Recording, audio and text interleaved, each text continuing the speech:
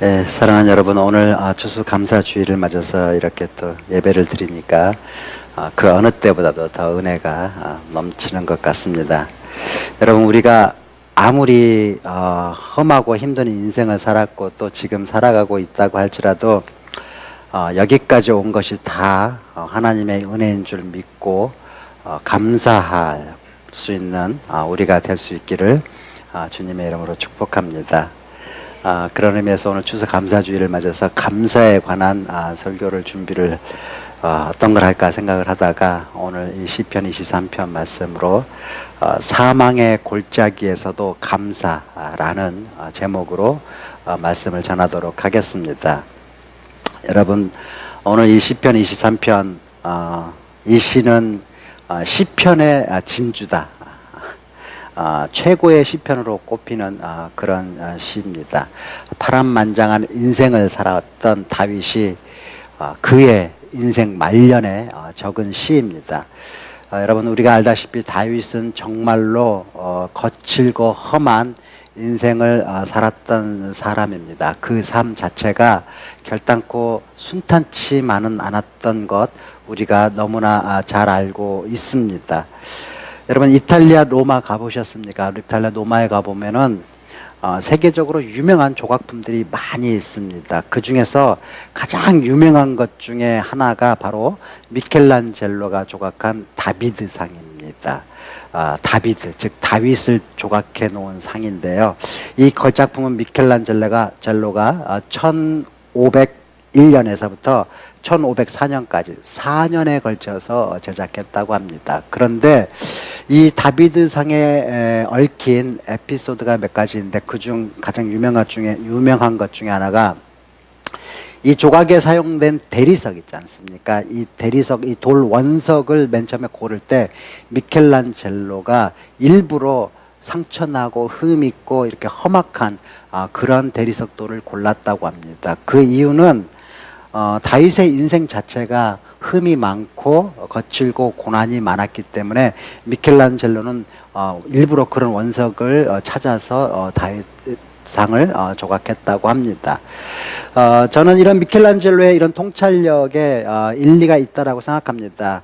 오늘 우리가 받은 이 본문 말씀도 시편 23편 이 시편을 읽어보면 다비드상처럼 너무나 아름다운 훌륭한 이 다비드상처럼 무척 아름답게 느껴지는 시입니다. 누가 읽어봐도 굉장히 목과적이고 전원적이고 아주 평온함을 느껴집니다. 그렇지만 여러분, 이 시는 결코 순탄치 않았던 이 다윗의 그런 인생이 아름다운 언어 속에, 그 아름다운 언어로 된 이 고백 속에 숨겨져 있습니다. 그래서 오늘 우리는 다윗이 자기 인생 말년에 적은 이 시를 통해서 어떻게 그렇게 험악한 세월을 살았던 다윗이, 그렇게 힘든 인생의 역경을 걸어왔던 그런 다윗이 그럼에도 불구하고 어떻게 이렇게 평온하고 아름다운 전원적이고 목가적인 이런 시를 적을 수 있었는지 그 비결을 한번 알아볼까 합니다. 사랑하는 여러분, 여러분들은 인간은 무엇이라고 생각을 하십니까? 인간은 누구인가? 라는 그런 질문인데요. 그동안 역사적으로 수많은 철학자나 또는 사상가들이 이 질문에 대해 많은 대답들을 내놓았지만 저는 17세기 프랑스를 대표하는 천재적인 철학자 파스칼의 답변이 가장 마음에 와닿습니다. 파스칼은 그의 저서 팡세에서 인간은 누구인가에 대한 이 빛나는 통찰력의 단편들을 보여드립니다. 그중 몇 가지 제가 좋아하는 것들 소개를 해드리자면 이렇습니다. 인간은 한 줄기의 갈대에 지나지 않는다. 인간은 실로 자연 가운데서도 가장 연약한 존재이다. 그러나 인간은 생각하는 갈대이다. 파스칼은 또 이런 말을 했어요. 인간은 진실로 비참하다. 왜냐하면 인간은 실제로 비참하기 때문이다. 그렇지만 인간은 자신의 비참함을 알고 있는 유일한 존재이기에 동시에 그는 위대하다. 파스칼의 또 다른 말 한번 들어보십시오. 인간은 두 종류가 존재한다. 하나는 자신이 죄인이라고 생각하는 의인이 있고 또 하나는 자신을 의인이라고 생각하는 죄인이 있다. 얼마나 통찰력 있는 묵상입니까? 그런데 여러분 아셔요? 파스칼의 이런 인간에 대한 놀라운 성찰은 모두가 하나같이 예외 없이 성경에 근거한 것입니다. 그러고 보면 성경보다 인간을 더 잘 통찰할 수 있는 근거를 제시하는 책은 이 세상에 없습니다. 저는 성경에서 인간의 실존에 관해서 가장 예리하게 설명한 구절을 이사야서 53장 6절 말씀으로 꼽습니다. 우리는 다 양 같아서 그릇 행하여 제 갈 길로 갔거늘. 저는 이 말씀이라고 생각해요. 그리고 반대로 인간이 하나님에 대한 가장 공감되는 통찰의 고백은 오늘 본문에 나오는 이 다윗의 고백. 여호와는 나의 목자시니 내게 부족함이 없으리로다. 저는 이 말씀이라고 생각을 합니다. 오늘 본문 23편을 시작하는 이 다윗. 다윗은요, 이 본문 23편에서 하나님을 몇 가지의 이미지로 설명합니다. 그 첫 번째 이미지는 우리의 필요를 채워주시는 하나님이십니다. 저는 1절에서 여호와는 나의 목자시니 내게 부족함이 없으리라는 이 다윗의 고백이 참 가슴 짠하게 느껴집니다. 왜냐하면은 다윗의 인생을 봤을 때 그는 결코 부족함이 없는 삶을 살지 않았기 때문입니다. 여러분, 우리가 다 알다시피 다윗은 어렸을 때부터 부족한 삶을 살았던 사람입니다. 그렇게 말해도 틀리지 않습니다. 다윗은 여러분 어렸을 때 목동이었어요. 그는 아버지 이새의 막둥이 아들이었는데 아버지의 안중에도 없이 자란 아들이 틀림없습니다. 왜냐하면은 사무엘이 이스라엘의 새 왕을 세우라는 하나님의 명령을 받고 이새의 집에 와서 아들들을 찾았을 때 아버지 이새는 자기 아들 중에 다윗이 있는지 없는지도 몰랐습니다. 사무엘이 아들을 찾자 아버지 이새는 아들들을 호출을 합니다. 장남부터 시작해서 차례대로 다 불러 사무엘에게 보여줍니다. 그런데도 왕감이 없었거든요. 그랬더니 사무엘이 또 다른 아들이 있냐고 물어봤을 때 아버지 이새는 다윗이 있는지 없는지도 몰랐어요. 자기에게 막둥이 아들이 있는지도 몰랐어요. 그 막둥이 아들이 지금 바깥에서 양을 치고 있는지도 몰랐어요. 아니, 어떻게 눈에 넣어도 아프지 않을 막둥이, 그 막둥이가 있는지 없는지도 아버지가 모를 수가 있습니까? 그래서 저는 성경을 읽다 보면 이 대목이 참 가슴 아프게 읽혀져요. 어떻게 아버지가 잊고 살아가는 아들이 있을 수가 있단 말입니까? 그런 다윗의 어린 시절을 생각해 보면은 그가 얼마나 존재감 없이 상처를 받으며 그렇게 성장했는지 우리가 상상할 수가 있습니다. 그리고 또 여러분, 그가 왕으로 기름 받고 백성들로부터 주목을 받았을 때는 어땠습니까? 드디어 그의 인생의 탄탄대로가 열렸습니까? 아니요. 그때부터는 사울왕의 시기와 생명을 위협당하는 그런 추적을 당했습니다. 그리고 또 왕이 된 후에도 충성된 신하들의 배신을 고사하고 자기가 난 그 아들 둘에게 배신을 당했으니까 그의 삶은 고난과 역경의 최상급이라고 해도 과언이 아닙니다. 궁극의 파란만장한 인생이라고 해도 과언이 아닙니다. 그런데 그런 삶을 살았던 다윗이 지금 뭐라 그럽니까? 내게 부족함이 없으리로다. 이렇게 고백합니다. 그리고 여러분, 오늘 본문 2절 말씀을 한번 보세요. 뭐라 그럽니까? 그가 나를 푸른 풀밭에 누이시며 쉴만한 물가로 인도하신다라고 합니다. 여러분, 제가 축산학과 교수잖아요. 그래서 제가 우리 학교 목장에 목장장도 해봤거든요. 여러분, 우리 학교 목장에 가면요, 그 목장에 양이 한 60에서 70마리 정도 있어요. 근데 저는 목장장 2년을 하는 동안에 그 양들 중에서 양이 누워있는 모습을 단 한 번도 본 적이 없습니다. 여러분, 양들은요, 워낙 겁이 많아서 어디에 있든지 좀처럼 경계를 풀지 못해요. 그래서 편하게 배를 땅에다 대고 들어 누워있는 모습을 보는 것은 좀처럼 힘든 일이 그건 쉽지가 않습니다. 그런데 오늘 본문에 보면 하나님께서 그런 양을 푸른 불밭에 누이신다고, 게다가 쉴만한 물가로 인도하신다고 그렇게 말씀하십니다. 그래서 에스겔서 34장에 보면 이런 말씀이 나옵니다. 하나님이 우리의 목자 되신다고 하면서 이런 표현을 썼습니다. 내가 친히 내 양의 목자가 되어 그것들을 누워있게 할지라. 주 여호와의 말씀이라. 그러니까 목자 되시는 우리 하나님은 양들이 편히 누울 수 있도록 일하시겠다라는 겁니다. 양들이 편히 눕는다라는 말은 양들의 모든 삶의 조건을 완벽하게 만족스럽게 만들어 주겠다라는 걸 의미합니다. 그렇지 않으면 양은 결코 눕지 않기 때문입니다. 여러분, 양들을 누이게 하려면요, 그들의 배를 만족스럽게 채워줘야 합니다. 목도 마르지 않게 축여줘야 하고요, 곤충이나 벌레들로부터 괴롭힘을 당하지 않게 해줘야 됩니다. 몸도 건강하게 유지시켜줘야 됩니다. 그래야 양을 누일 수 있습니다. 양은요, 조금이라도 불편하거나 조금이라도 부족하거나 조금이라도 아프면 결코 눕지 않습니다. 모든 삶의 조건을 완벽하게 만족할 수 있게끔 해줘야 누울 수 있는 동물이 양이라는 동물입니다. 그런데 하나님은 그런 양들의 삶의 조건을 넉넉히 만족시켜 주셔서 양들을 누이시는 그런 하나님이라고 말씀하십니다. 그런데 문제가 뭡니까? 그러면은 목자 되시는 하나님은 양인 우리들을 편히 누이시겠다고 하는데, 우리의 현실에서 마주치는 이 삶의 현장에 푸른 풀밭입니까? 쉴만한 물가입니까? 우리의 삶의 현장에 푸른 풀밭도 아니고 쉴만한 물가도 아니라는 데 문제가 있는 것입니다. 지금 나의 삶이 부족함 투성이고 힘들어 죽겠는데 주님은 오늘도 나는 너의 목자니 부족함이 없을 것이다, 이렇게 말씀하시면서 자꾸만 누우라고 하시는 거예요. 사랑하는 여러분, 이 문제는 어떻게 풀 수 있냐면요, 이 문제는 다윗의 인생을 보면 우리가 어떻게 해야 되는지 잘 알 수 있습니다. 다윗은 여러분, 왕으로 안수를 받은 직후에 바로 왕이 된 게 아니었어요. 왕으로 안수 받자마자 왕에 등극해서 통치를 시작한 게 아니었어요. 무슨 생활을 했습니까? 왕으로 안수를 받자마자 바로 피신 생활부터 시작했습니다. 사울에게 계속 생명을 위협받는 추적을 당하는 그런 피신 생활을 시작했습니다. 그렇다면은 다윗의 입장에서 우리 한번 입장 바꿔 생각해 봅시다. 다윗의 입장에서 보면은 그렇게 할 것이면은 기름을 붓지나 말 것이지 안수는 왜 했냐라는 소리가 나올 뻔만 하잖아요. 그렇게 할 거라면 왕이 되기 바로 직전에 안수를 해줄 것이지 이게 뭡니까? 이런 소리가 나올 만 하잖아요.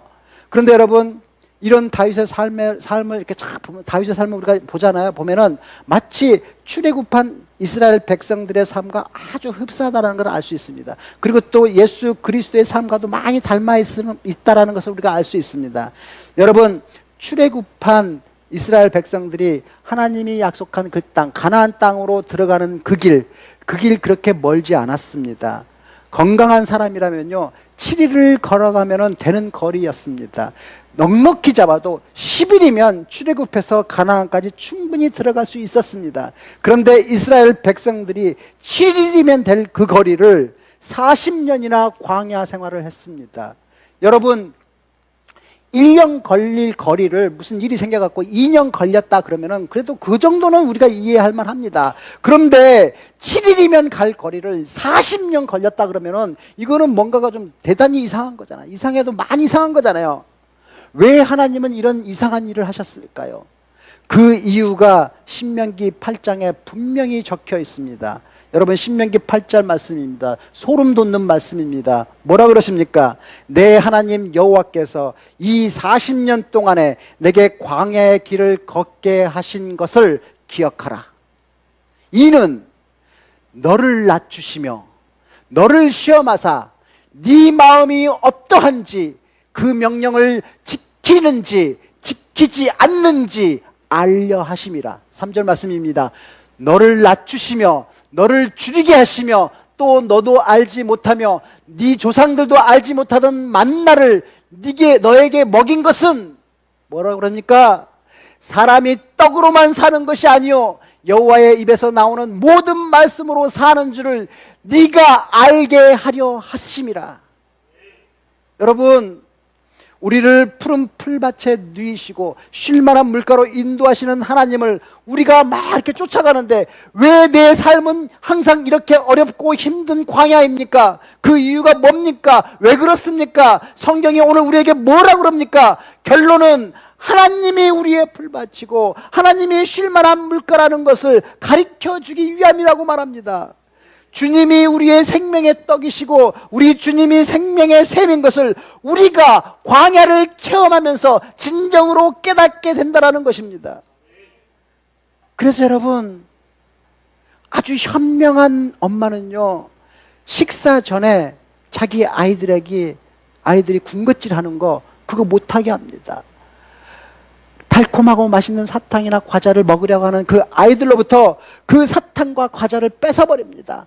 그 아이들의 기쁨을 앗아가는 거예요. 아이들 입장에서 보면은 이런 비극이 없겠죠. 이런 광야가 없겠죠. 아니 어떻게 사탕을 뺏어가다니, 이런 잔인하고 기가 막힌 부모가 있을 수 있냐, 뭐 이렇게 나올 수 있겠죠. 하지만 엄마는요, 엄마는 빼앗아간 사탕 뒤에 진짜 맛있고 영양가 있는 그 음식을 준비하고 있는 겁니다. 여러분, 하나님도 이와 똑같습니다. 지금 우리의 입맛을 사로잡고 있는 이 달콤하고 맛있는 것들 우리의 삶의 현장에서 뺏어가시지만, 하나님은 그 뒤에 진짜 맛있고 영양가 있는 음식을 준비하고 계십니다. 하나님이 우리를 광야의 길로 인도하시는 것은 당신이 진정한 푸른 풀밭이고 쉴만한 물가라는 것을, 그 사실을 우리에게 가르쳐 주려고 하기 때문인 거예요. 여러분, 이 말씀 믿으십시오. 우리가 걷고 있는 이 광야의 길 끝에는 우리의 필요를 우리가 상상하는 것 이상으로 넉넉히 채워주시는 하나님의 은혜가 준비되어 있습니다. 오늘 본문에 나타난 두 번째 하나님의 이미지는 영혼을 소생시키는 그런 하나님이십니다. 바로 광야에서 우리의 진정한 영혼의 소생이 일어난다라는 것입니다. 이루어진다라는 것이에요. 여기서 영혼의 소생이라는 말은 고장난 영혼을 좀 고친다, 이런 뜻이 아닙니다. 그냥 대충 뚝딱뚝딱 고쳐갖고 다시 쓸만하게 만든다는 것이 아니라, 완전히 죽은 영혼을, 완전히 죽은 자를 다시 살려내는 거예요. 그게 소생입니다. 여러분, 우리는요, 양들에 대해서 오해를 하고 있는 것이 있습니다. 우리가 양들에 대한 그림, 뭐 이렇게 예수님이, 우리 주님께서 한 양을 어깨에 들쳐매고 딱 확 웃고 있는 그런 그림, 이런 그림들만 봐서 그래요.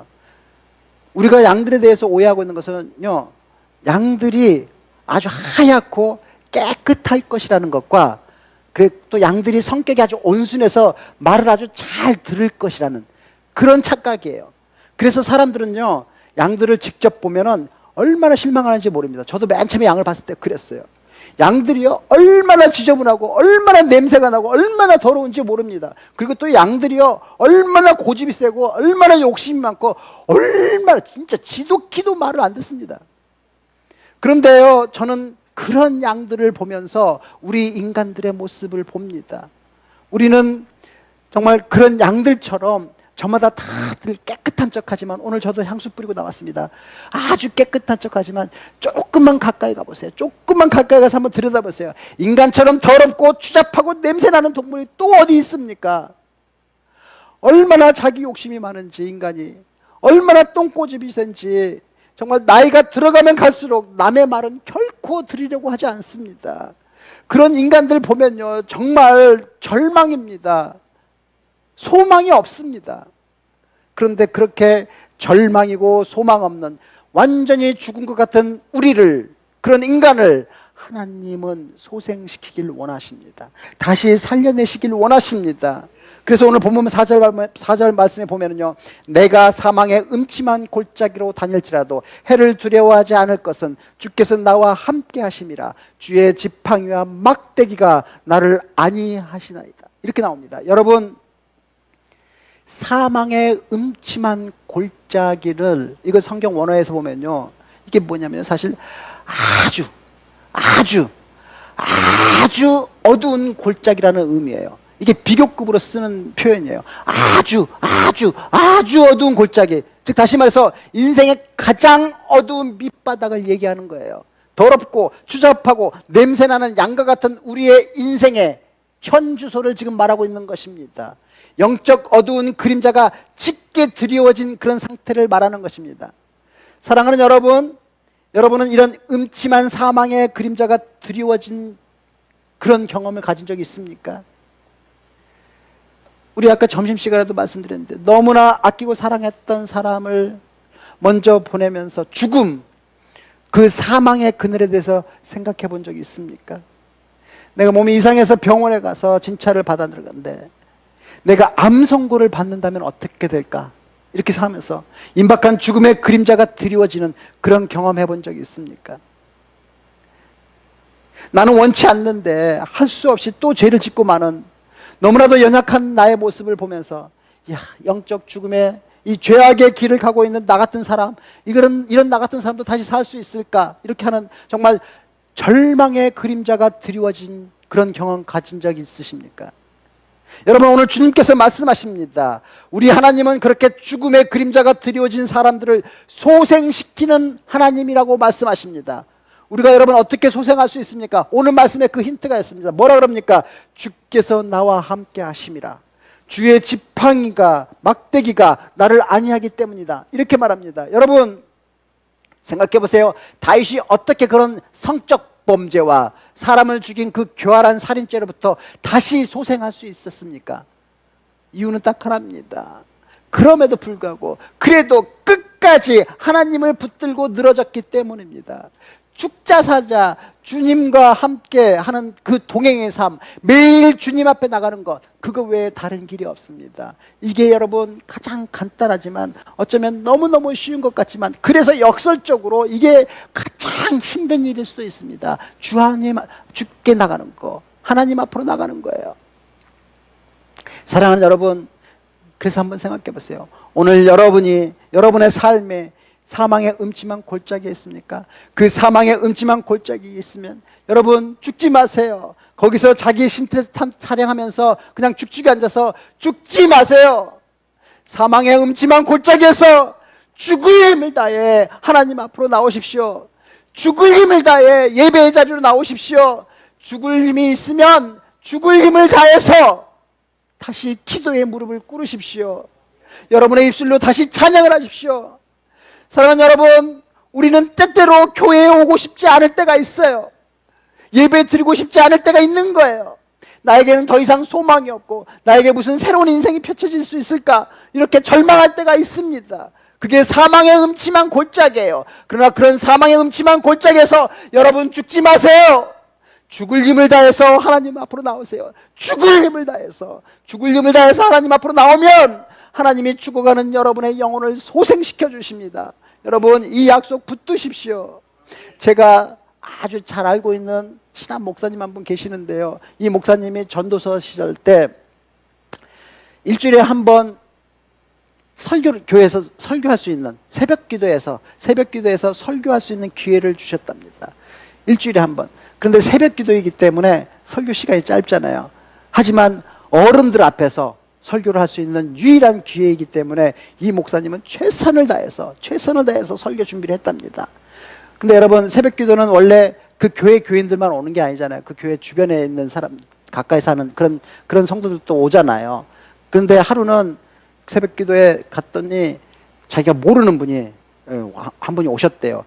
교회 규모가 작기 때문에 누가 누군지 다 아는데 모르는 분이 있다 보니까 금방 알 수 있잖아요. 그런데 새벽 기도를 마치고 난 다음에 조금 있다가 그분으로부터 전화가 왔대, 교회로. 뭐라고 왔냐니까 전도사님 전 받았더니 이렇게 말씀하시더래요. 전도사님이 오늘 저를 살리셨습니다. 사실 저는 오늘 새벽 기도 드리고 죽으려고 그랬어요. 죽기로 작정을 했는데 마지막으로 새벽 기도나 한번 드리고 죽자, 이런 마음이 들어서, 그래서 집 옆에 있는 그 새벽 기도 교회에 새벽 기도 나갔다는 거예요. 새벽 기도 나갔다가 전도사님 설교를 듣고 다시 살기로 마음먹었다는 거예요. 그러면서 전도사님이 나를 살렸다라고 이렇게 전화가 왔다랍니다. 그래서 그 전도사님이, 그 목사님, 그때 그 경험을 설교는 어떤 설교라도 최선을 다해서 준비하라고 이렇게 말씀하시면서 지금까지도 그 경험, 자기 때문에 한 사람이 살았다는 그 경험을 잊지 못한다고 지금도 말씀하세요. 여러분, 죽을 힘을 다해서 예배 현장에 오는 것이 다시 사는 소생의 비결입니다. 주께서 나와 함께 하심이라, 나와 함께 계심이라. 이게 여러분 내가 사는 방법입니다. 죽을 힘을 다해서 예배의 현장에 나오는 것, 그게 내 영혼이 소생하는 비결입니다. 내가 다시 사는 비결입니다. 여러분, 오늘 본문에 나오는 하나님의 또 다른 이미지는 상을 차리시는, 잔치상을 차리시는 하나님의 이미지입니다. 여러분, 우리가 집에 손님 오면 정성을 다해서 막 잔치상을 준비하잖아요. 오늘 아침에도 교회에 들어오니까 우리 권사님이랑 민정이 막 교회 막 부엌에서 막 열심히 막 분지 움직이고 점심 식사 되면 막 이렇게 막 상을 준비해 주시잖아요. 오늘 맛있게 막 준비했잖아요. 정확하게 그 이미지예요. 정확하게 그 이미지가 오늘 본문에 나오는 하나님의 이미지입니다. 하나님이 여러분 우리에게 잔치상을 차려주세요. 잔치상을 차려주는데 본문 5절에 보면 뭐라 그러십니까? 주께서 내 원수의 목전에서 내게 상을 차려주시고 기름으로 머리에 부으셨으니 내 잔이 넘친다. 이렇게 나옵니다. 상 차려주시는 하나님, 너무 멋진 하나님이십니다. 그런데 여러분 여기서 우리가 짚고 넘어가야 될 게 있습니다. 그게 뭐냐면은 잔치상을 차려주시는데 내 원수의 목전에서 차려주신다는 겁니다. 여러분 이게 무슨 말씀입니까? 왜 하필이면 원수의 목전에서 상을 차려주십니까? 원래 밥은 편한 사람하고 먹어야지 이게 소화도 잘 되고 맛있잖아요. 근데 원수 앞에서 밥을 먹으면은 밥맛이 더 나기 때문에 하나님은 원수의 목전에서 상을 차려준다고 이렇게 말씀하시는 겁니까? 제가 오늘 설교 준비하면서 이렇게 자료를 조사하다 보니까 어떤 목사님이 이 부분을 이렇게 설교하는 거 보았어요. 뭐라 그러냐면요, 이게 나를 지금까지 괴롭히던 이 놈을 하나님이 막 때려 눕혀갖고 쇠사슬로 꼭꼭 묶어갖고 내 앞에 딱 갖다 놓고 상을 딱 차려주시면은 내가 밥을 먹으면서 그 원수를 방망이로 탁 막 때려가면서 걔가 아파하는 모습을 보면서 밥을 먹으면 통쾌하고 맛있다. 여러분 우리가 아무리 마음이 강팍하다 할지라도 이건 좀 아니잖아요. 이건 아닌 것 같죠? 그 목사님이 그 수준으로 이렇게 해석하신 것 같아요. 그래서 저는 여러분 원수의 목전에서 잔치상을 차려주신다는 말의 의미를 축산학과 교수답게 이렇게 풀어봤습니다. 여러분 사실 목자들이 양떼를 몰면서 풀을 뜯게 하는데요, 오늘 본문의 상황은 지금 이스라엘입니다. 이스라엘의 이 풀이 척박한 이 땅에서 양들을 몰면서 꼴을 먹이고 있는 이런 상황이에요. 지금 뉴질랜드나 아일랜드처럼 막 풀밭이 끝도 없이 펼쳐진 곳에서 양떼를 막 그런 들판에서 몰면서 풀을 뜯게 하는 그게 지금 아니라는 거예요. 이스라엘에 가보시면 알겠지만 이스라엘의 양들은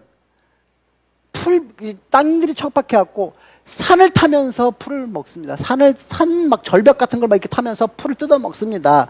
땅이 얼마나 척박한지 양들이 산을 탑니다. 그러면서 꼴을 먹어요. 그런데 이런 상황에서는 양들은 항상 들짐승들의 공격을 받을 수 있기 때문에 목자는 항상 양들에게 눈을 떼지 못합니다.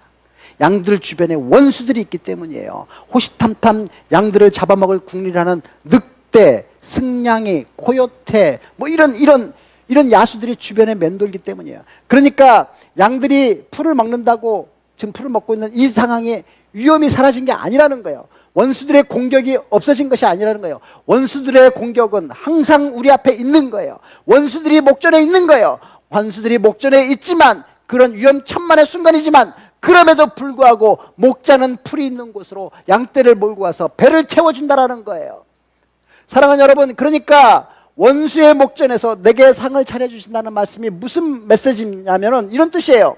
우리의 삶이 어려운 상황에 처해 있다 할지라도, 우리가 물리적인 어려움이 있을 수도 있고 뭐 경제적인 어려움이 있을 수도 있고 여러 가지 어려움이 있을 수 있지 않습니까? 살다 보면 그렇게 어떤 원수들의 공격이 있을 수 있는 거예요. 상황적으로 잘 안 풀리는 아주 답답한 삶의 현장의 모습이 있을 수 있는 거예요. 그런 상황이 있을 수 있는 거예요. 그럴 때 우리는 이런 모든 문제가 다 해결되고 나면 그때 내가 잔치상을 먹을 거다 이렇게 생각을 합니다. 하지만 그러니까 내 삶의 문제가 모두가 다 해결되고 나면 내가 주의 은혜를 누리는 생활을 할 것이다 이렇게 생각하는 거죠. 그렇게 생각하는 거예요. 내가 이 문제만 해결되면 이제 그때부터는 내가 교회를 위해서 더 봉사도 하고 더 신앙생활도 열심히 할 것이다. 그렇게 우리는 이 어려운 시기가 끝나면 정말 열심히 할 거라고 생각하지만 정작 하나님이 준비하시는 모습이 어떤 모습이냐면은 원수의 목전에서 상을 베푸시는 거예요. 상을 차려주시는 거예요. 아직도 지금 내 상황이 어려운 상황에 있지만 그런 상황에서도 하나님은 잔치상을 베풀어 놓고 여러분이 그 잔치상을 즐기기를, 그 잔치상을 먹기를 원하시는 거예요. 지금 내 상황이 어렵고 힘든 상황이라 할지라도 하나님의 잔치상을 즐기라는 거예요. 저는 여러분 이 비유가 십자가상에서 예수님과 같이 죽었던 그 강도 있잖아요. 그가 바로 이 잔치상을 제대로 체험한 자라고 생각합니다. 한번 여러분 생각해 보세요. 예수님이 십자가 위에서 숨도 제대로 쉬기 못하는 그런 아주 극도로 힘든 그런 상황에서 그 십자가에 달려있는 그 강도에게 뭐라 그럽니까? 네가 오늘 나와 함께 낙원에 있으리라. 이런 잔치상을 주신 거예요.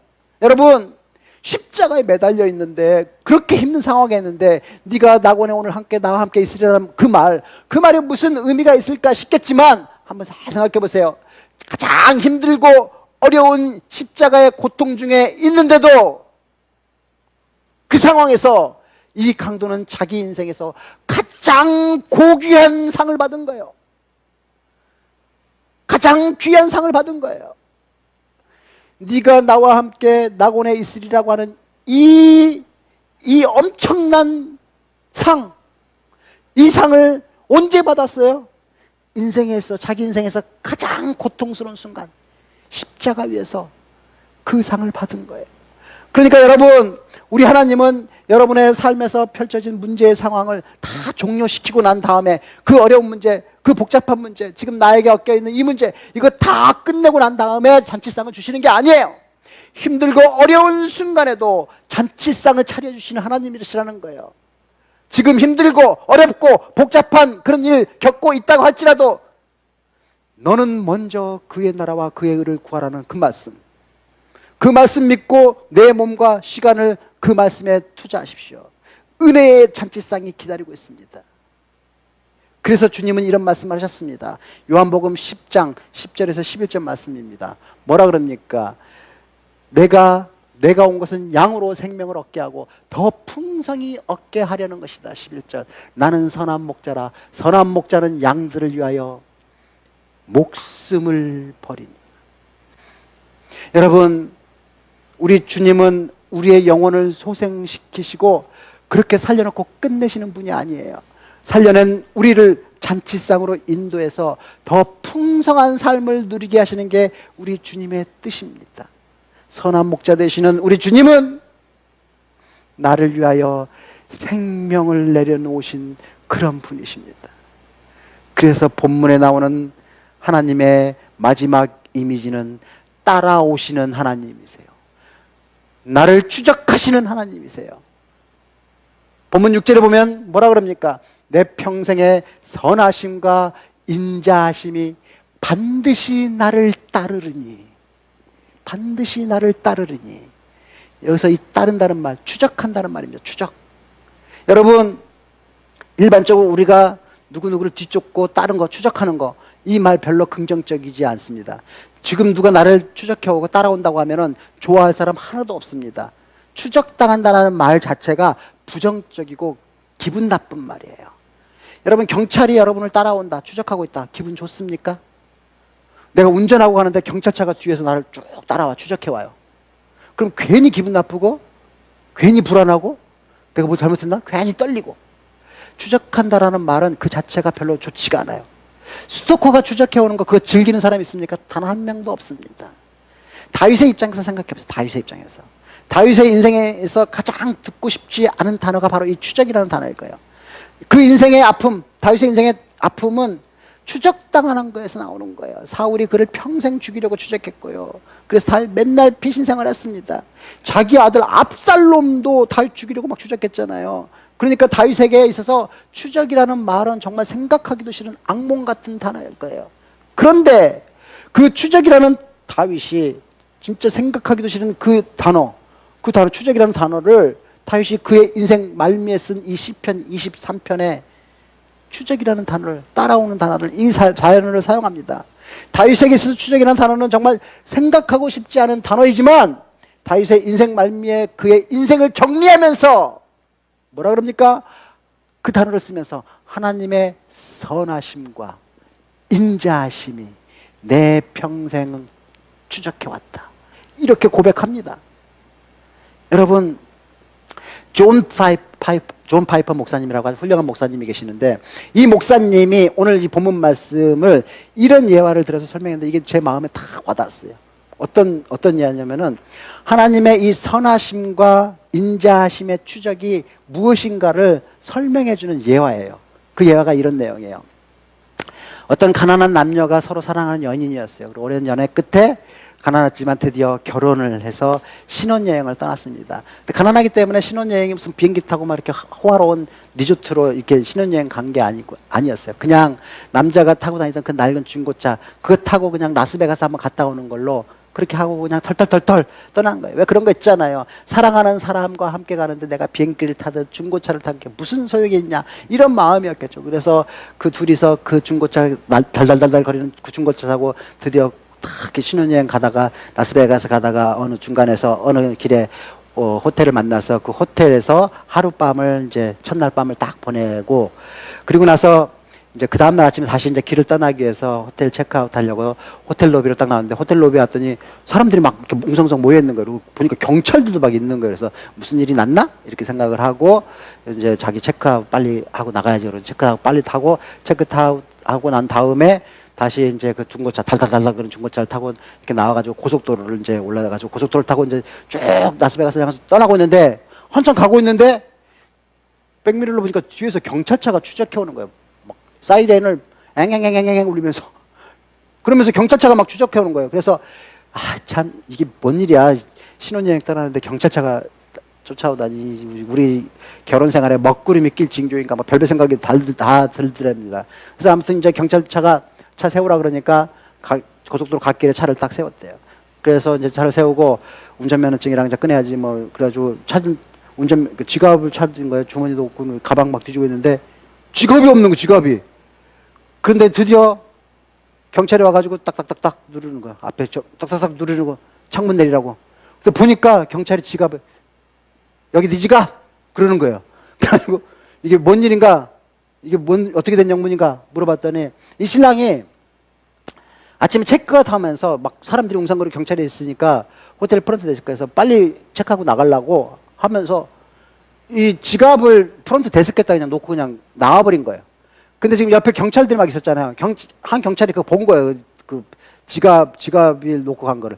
그래서 그 지갑 들고 빨리 요 차 지금 쫓아온 거예요. 그래서 이 지갑 들고 신혼부부를 추적해 온 거예요. 이 존 파이퍼 목사님이 이게 바로 하나님의 선하시고 인자하심의 추적이, 바로 이 경찰이 내가 잃어버린 지갑 들고 추적해 오는 것과 같은 것이다, 이렇게 지금 설명하는 거예요. 설명 괜찮지 않습니까? 그런데 그렇게 이제 지갑 이제 돌려받고 이 신혼부부가 떠나려고 그랬더니, 붕 떠나려고 이제 이렇게 했더니 경찰이 잠깐 그러더니, 하나 더 그러더래요. 그래서 왜 그랬더니, 이 경찰이 이번에 주머니에서 잠깐만 기다려봐 그랬더니 티켓을 하나 이렇게 봉투에 있는 거, 티켓을 딱 주더래요. 그래서 이게 무슨 티켓이냐고 그랬더니, 보라고 그랬더니 티켓을 딱 봤더니 하와이 5박 6일 무료 관광 티켓이래요. 하와이 5박 6일. 그래가지고 이건 또 뭐예요? 그랬더니, 당신 어저께 호텔에 체크인할 때 그 프론트데스크 옆에 박스에, 추천 박스에 호텔 홍보 행사 카드 이렇게 적어갖고 그 투표함에 넣지 않았냐. 그래서 가만 생각해보니까 넣었더래요. 넣었다 그랬더니, 그래, 그거 오늘 아침에 그거 투표했어, 우리 호텔 로비에서. 그 사람들이 막 웅성웅성 경찰도 있어. 거기서도 1등 뽑혔어. 그 1등이 하와이 5박 6일 무료 관광 티켓이라는 거예요. 그래서 그 하와이 5박 6일 무료 관광 티켓 들고 쫓아오는 경찰이 바로 하나님의 선하심과 인자하심이 반드시 나를 따르리라, 이런 거라는 거예요. 사랑하는 여러분, 그러니까 하나님이 여러분을 추적해 오실 때 그거 두려워하지 마세요. 경찰이 불 켜고 쫓아오는 것 같이 막 그럴 때 깜짝 놀라서 두려워, 뭐 그렇게 할 필요 없어요. 내가 또 뭐 잘못했나, 뭐 이렇게 우리가 마음속으로 쫄 수 있잖아요. 그럴 필요 없다는 거예요. 하나님의 추적은 항상, 하나님이 나를 따라오시는 그 추적은 항상 이렇게 선하심과 인자하심의 추적이라는 거예요. 그러니까 여러분, 하나님이 추적하실 때는 붙들려지는 자유함을 누리십시오. 하나님이 나를 붙잡아 쓰시려고 할 때, 제가 지금 붙잡아갖고 지금 이러고 있잖아요. 붙잡아 쓰시려고 하실 때 그 쓰임받는 행복을 누리는 인생이 되십시오. 하나님의 추적은 반드시 우리의 잃어버린 지갑과 정말 생각지도 못했던 5박 6일 하와이 무료 관광 티켓을 들고 쫓아오시는 우리의 선한 목자 되시는 그런 하나님이시라는 거, 이거 믿으십시오.